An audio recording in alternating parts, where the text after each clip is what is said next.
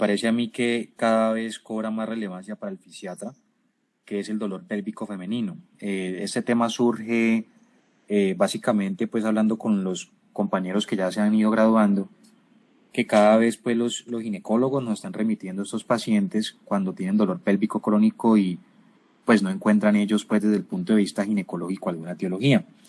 Vamos a centrarnos más que todo en el enfoque y en el manejo, sobre todo con las patologías que nosotros podríamos manejar, como lo es, por ejemplo, el síndrome miofacial del piso pélvico. Básicamente esta revisión la hice teniendo en cuenta dos artículos de revisión muy interesantes. Este primero, que es del 2022, publicado en una revista Q2 de ginecología, y este otro, que lo publicó nuestro compañero Leonardo hace poco también en la revista de la Sociedad Española de Dolor, también del 2022, en la cual hace una revisión pues, de la literatura y también se enfoca más que todo en lo que es el síndrome miofacial. Lo hizo con la doctora Mariana. Entonces, como introducción, tenemos que el dolor del abdomen inferior o pelvis, si uno mira las definiciones o la literatura, está descrito como un dolor que es mayor a 14 días al mes por más de 3 meses. ¿Sí? Pues a diferencia de pronto otros dolores crónicos que uno usa solamente el punto de corte, 3 meses de dolor crónico. ¿Sí? En este caso lo que dicen es que son más de 14 días por cada mes por 3 meses. Una prevalencia pues que no es nada despreciable, entre el 15 al 20% de las mujeres, y que por supuesto pues impacta en la salud física, el bienestar emocional y la funcionalidad pues de las mujeres que lo padecen. Es difícil de manejar, ¿sí? Esto pues debido a que hay una etiología multifactorial y heterogénea, que incluso hay patologías, como lo decía al principio, que son de nuestra especialidad, como lo son por ejemplo la fibromialgia, el dolor lumbar crónico, las cefaleas crónicas o trastornos de la articulación temporomandibular que están superpuestas. A veces o antes se creía pues que este dolor era más que todo ginecológico y se centraba solamente en la parte pélvica femenina, pero realmente pues con el avance digamos de todo lo que es el dolor y lo que se ha encontrado es que todos estos pacientes, además de el dolor localizado en la parte pélvica, tienen otras condiciones asociadas o la gran mayoría de ellos. Entonces miren que el manejo y el enfoque debe ser muy integral y no quedarse solamente con una especialidad. Y ahí pues la razón por la cual cada vez nos lo remiten más. Todos sabemos que cuando hay una anoxia de dolor persistente, esto aumenta la sensibilización del sistema nervioso central y por supuesto esa sería la razón por la cual hay predisposición a otras condiciones de dolor crónico, las que mencioné ahorita. De ahí la importancia de un manejo adecuado. Si uno mira un algoritmo de enfoque, que este algoritmo es muy sencillo, pero lo presenta uno de los artículos, básicamente dividen el dolor pélvico femenino en dos grandes grupos. El dolor crónico pélvico per se y en condiciones musculoesqueléticas como etiología. Entonces, las causas propias de dolor pélvico pueden ser ginecológicas o no ginecológicas. Las ginecológicas, dentro de las que se destacan más comúnmente, son la endometriosis y la vulvodinia. Ya vamos a hablar pues de cada una de ellas. Dentro de las condiciones no ginecológicas está, por ejemplo, la cistitis intersticial y el síndrome de colon irritable. Por supuesto, pues aparte de todo esto que acabo de mencionar, hay un amplio espectro de patologías que pueden también asociarse al dolor pélvico. Y ahí, como les digo, vuelvo y lo resalto, es importante un enfoque y una valoración multidisciplinaria en estos pacientes, ¿sí? No solamente de un solo especialista, sino de múltiples. Miren, por ejemplo, con la cistitis, pues sería el urólogo. En el caso, por ejemplo, de las ginecológicas, del ginecólogo, colon irritable, eventualmente un gastro, y ya lo que son las condiciones musculoesqueléticas, pues ya sería pues muy propio de nuestra especialidad. Ahí pues se encuentran pacientes con dolor lumbar crónico que puede irradiarse a la zona pélvica por múltiples noxas, entre ellos el síndrome miofacial. La fibromialgia también juega un papel importante dentro del dolor pélvico crónico y el síndrome miofacial de piso pélvico, que esto es como lo que vamos a enfocarnos más adelantico, porque realmente pues es infradiagnosticado esta entidad.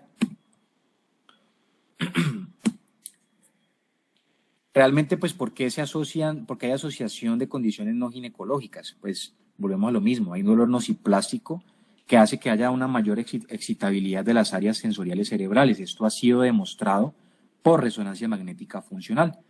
Estos pacientes pues se ha visto que tienen mucha más sensibilidad al dolor en estas áreas, ¿sí? Entonces, por ejemplo, pacientes con trastornos de la ATM, cefaleas crónicas, dolor lumbar crónico, se ha visto que no solamente tienen dolores localizados en esta zona, sino que pueden presentar dolores en otras zonas, como lo es, por ejemplo, la parte pélvica. También pues es importante explorar otros síntomas que están presentes en estas patologías de dolor crónico, como lo son el sueño, la fatiga y la disfunción cognitiva. ¿Sí? Esta patología del dolor pélvico crónico no es ajena a estos trastornos adicionales y también es necesario manejarlos como dentro del tratamiento pues, de esta patología. Esto pues con el fin de hacer un adecuado control del dolor. Entonces empecemos un breve enfoque de las causas ginecológicas de las que hablé ahorita. La endometriosis. Todos sabemos que la endometriosis es ubicación ectópica de tejido endometrial por fuera del útero. Si hablamos de porcentajes, hasta el 10% de las mujeres en edad reproductiva tienen endometriosis, 70% de ellas, pues digamos, van a presentar un dolor pélvico crónico. La ubicación más frecuente de estos focos ectópicos van a ser en el peritoneo, en peritoneo pélvico, en los ovarios, en las trompas, pero puede estar en otras áreas más a distancia, como lo son, por ejemplo, en el colon, en la vejiga, en el apéndice o en el diafragma. ¿Sí? Miren que puede ser una localización más difusa y eso también podría dar unos síntomas mucho más difusos. ¿Cuáles son los síntomas clásicos? Dismenorrea, dolor pélvico no cíclico, dispareunia e infertilidad. El problema pues es que el diagnóstico es un reto, dado a que la localización pues puede variar y eso asimismo pues va a dar una sintomatología que puede ser diferente.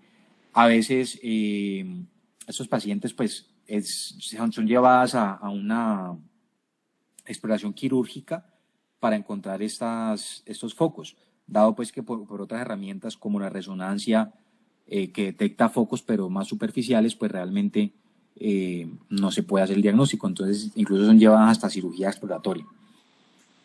Como les decía ahorita, pues una endometriosis, como es un dolor crónico, puede predisponer a otras condiciones de dolor crónico no ginecológico, entre ellos el síndrome de colon irritable, las cefaleas crónicas y la fibromialgia. Está escrito que hay un OR en estudios de 5 veces más riesgo de padecer estas enfermedades comparado con personas sanas.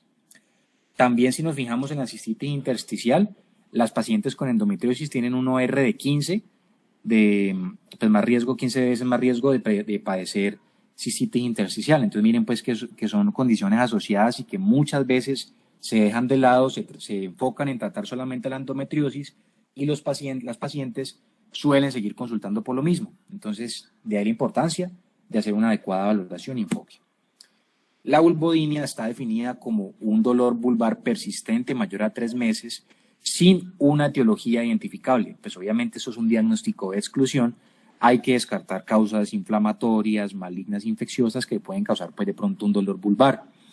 Está escrito que hasta el 7% de las mujeres padecen vulvodinia y pues realmente el paciente va a referir un dolor que es provocado, más que todo por el contacto, o también espontáneo.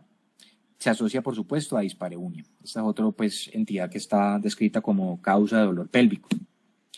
Ahora, las condiciones no ginecológicas. Tenemos el síndrome de vejiga dolorosa, que es la nueva terminología usada para describir lo que es la cistitis intersticial. La prevalencia en la población femenina es más o menos entre el 2 al 6%.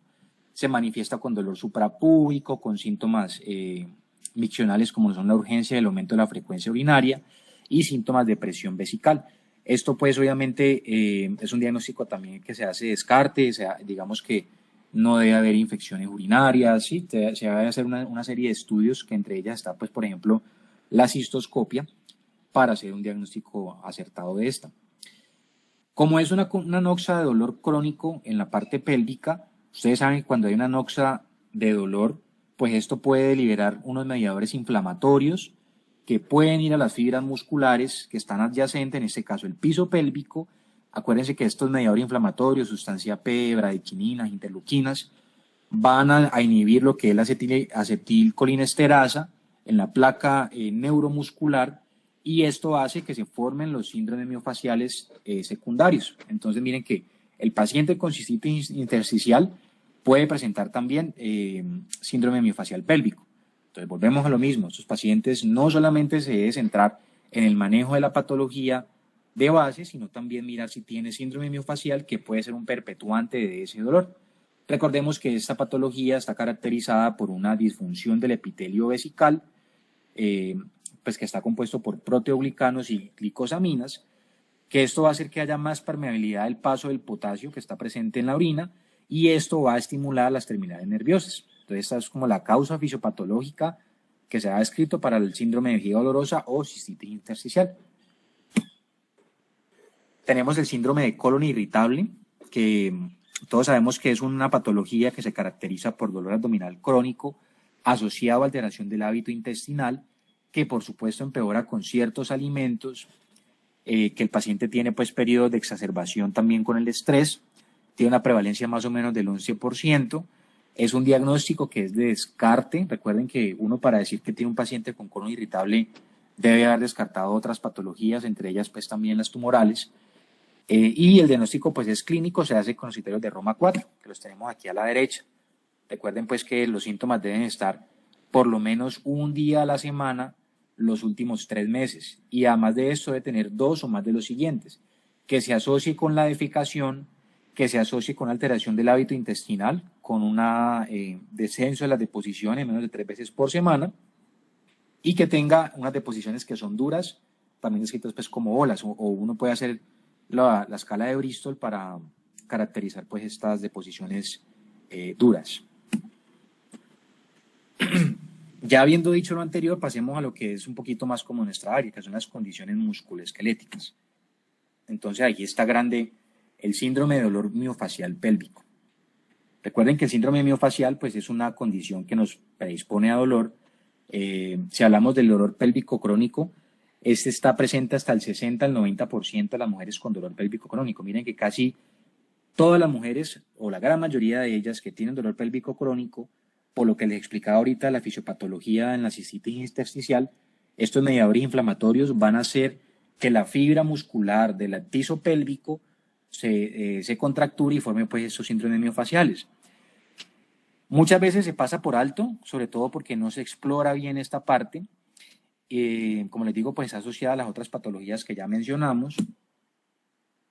El diagnóstico pues se hace palpando los músculos de piso pélvico, al igual como lo hacemos en la parte dorsal, en la parte cervical o en cualquier área donde encontramos un miofacial.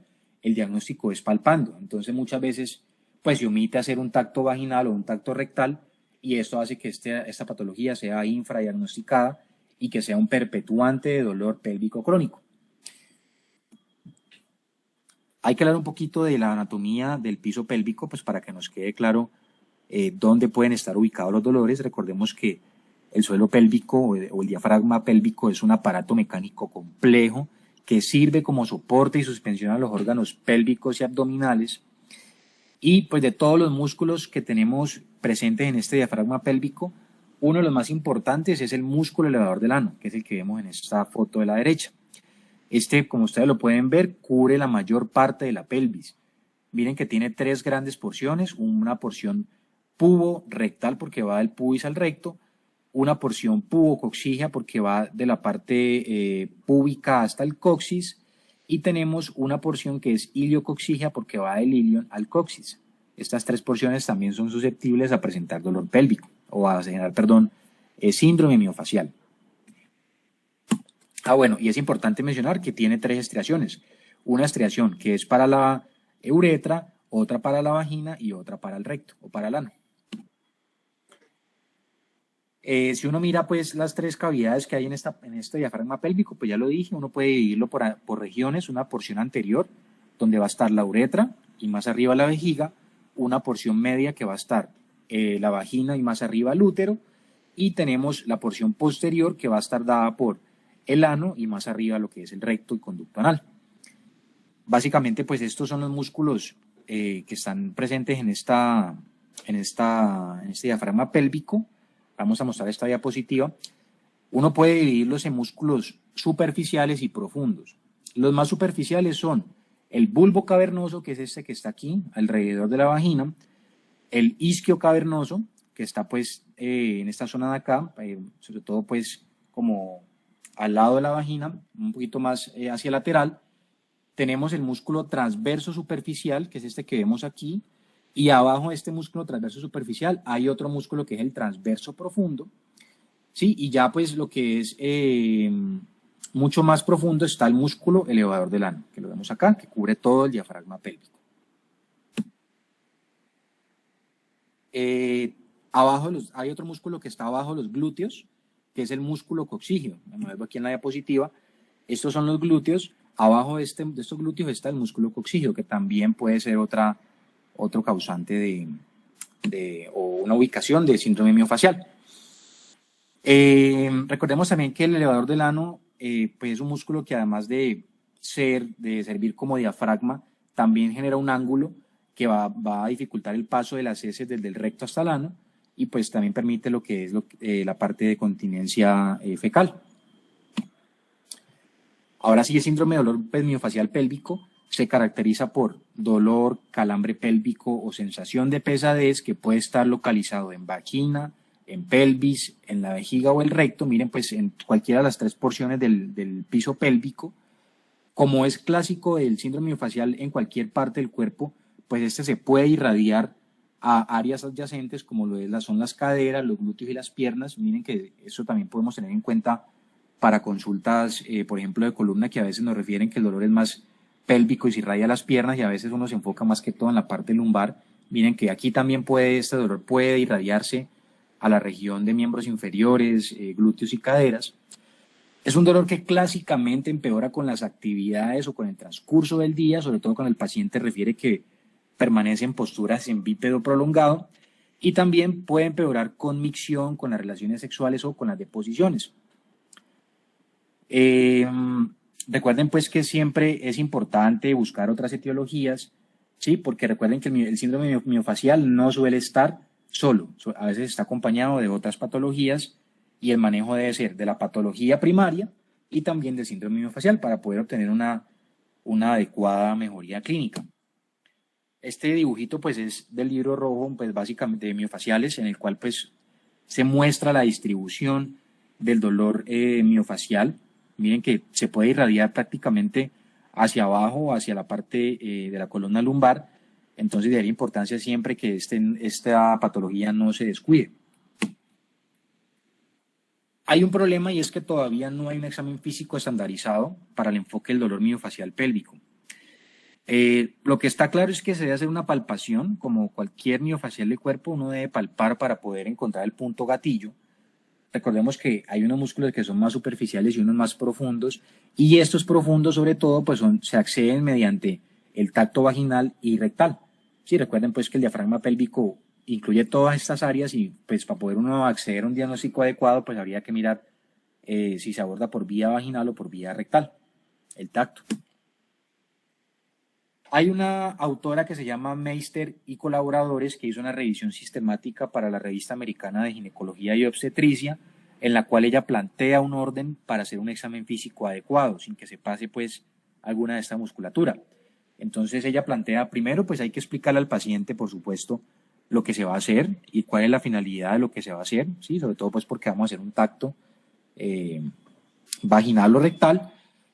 Se debe posicionar al paciente en litotomía y se hace un examen que es unidigital, obviamente con guante, y que ese guante debe estar lubricado.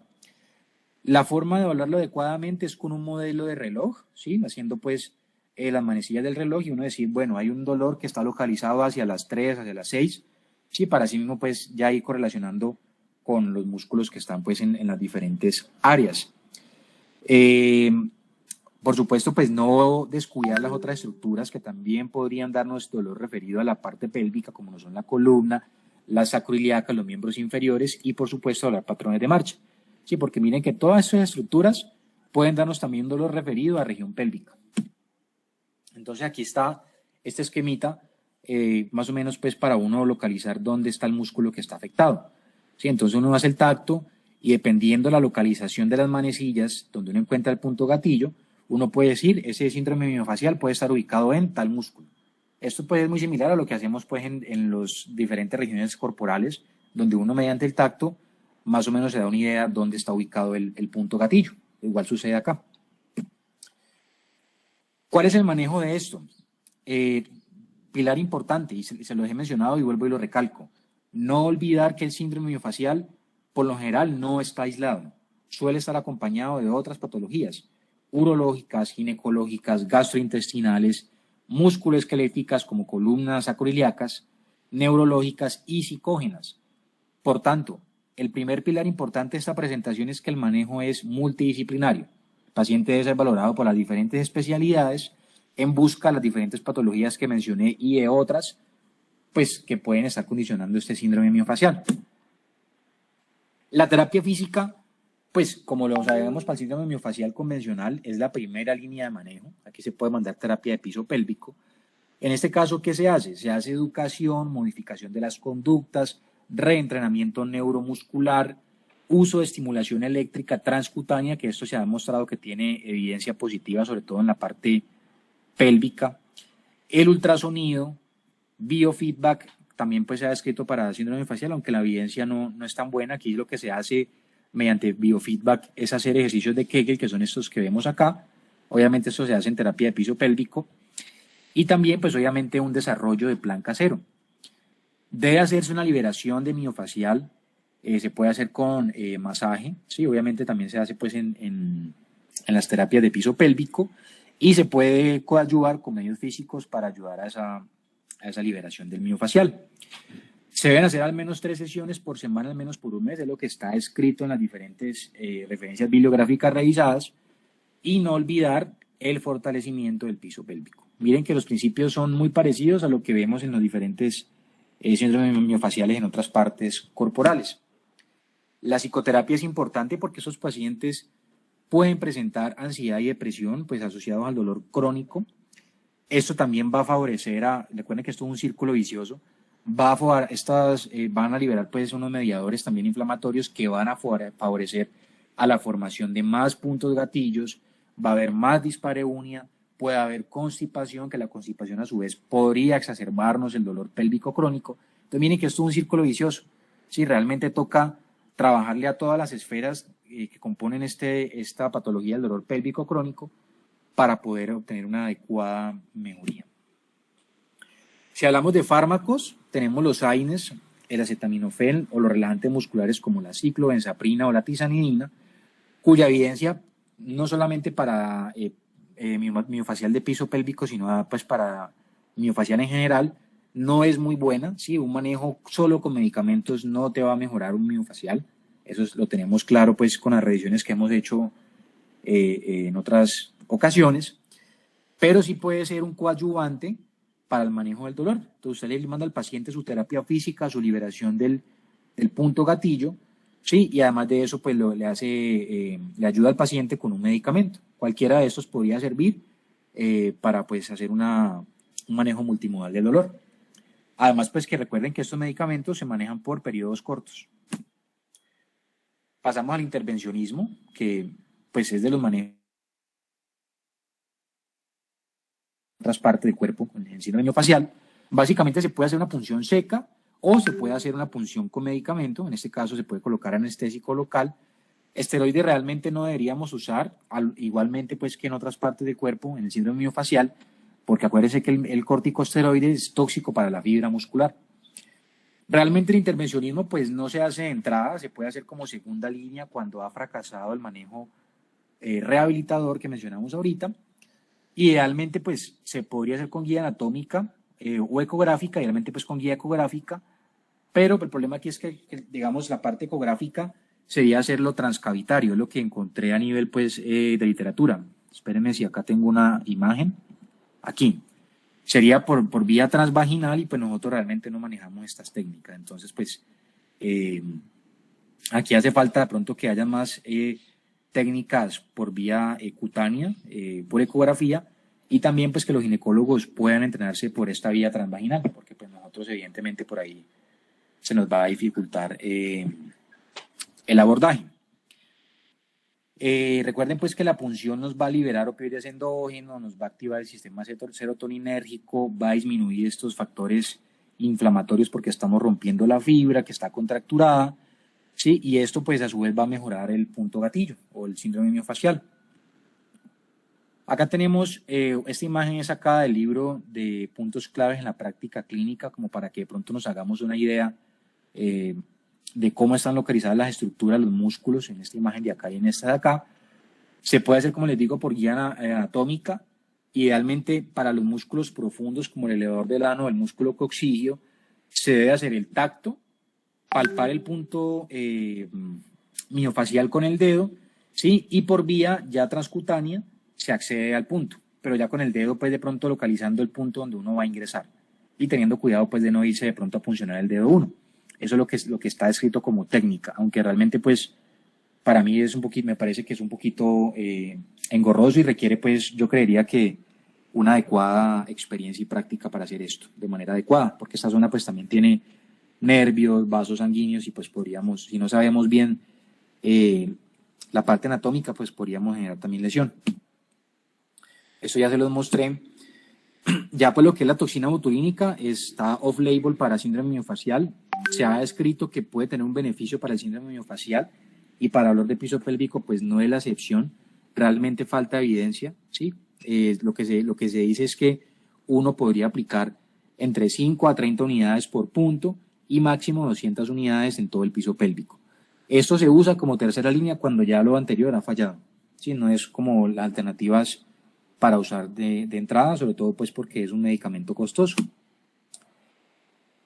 Un mensaje importante es no olviden las patologías asociadas a dolor pélvico crónico, explorar si la paciente cumple criterios para fibromialgia, si tiene dolor lumbar crónico, si tiene trastorno de sacroiliacas, de la ATM o cefaleas crónicas, para así pues si se identifican, tratarlas también. En ese orden de ideas, pues si el paciente tiene alguna de estas comorbilidades, pues entraríamos a manejarlo con los medicamentos propios para estos, por ejemplo, los antidepresivos, los tricíclicos, como la mitriptilina, los inhibidores de la recaptación de serotonina y noradrenalina, como la duloxetina, que pues esto nos va a mejorar también lo que son los síntomas emocionales y también actúan como neuromoduladores. Los gabapentinoides realmente pues sabemos que impactan, por ejemplo, para patologías como la fibromialgia, pero para dolor miofacial en piso pélvico o dolor pélvico crónico, la evidencia es muy poca. Entonces realmente pues estos no serían como nuestra primera lección. Más vale un antidepresivo los que mencioné ahorita. Para todas las patologías que manejamos nosotros, el ejercicio es un pilar fundamental y esta no es la excepción.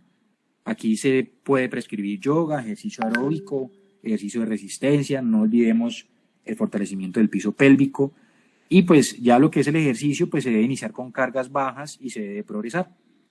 La acupuntura, pues todos sabemos que la acupuntura, la evidencia no es sólida, pero se ha visto que puede mejorar el dolor, la calidad de vida y la función física. Los estudios que hay de esto en dolor pélvico crónico, pues son de baja calidad y de alto riesgo de sesgo. No es nuestra primera línea, pero podríamos indicarla en casos refractarios como coadyuvante. Podría ayudarnos pues esta alternativa. Esa era la revisión para hoy. No sé si de pronto tienen algún comentario, alguna duda.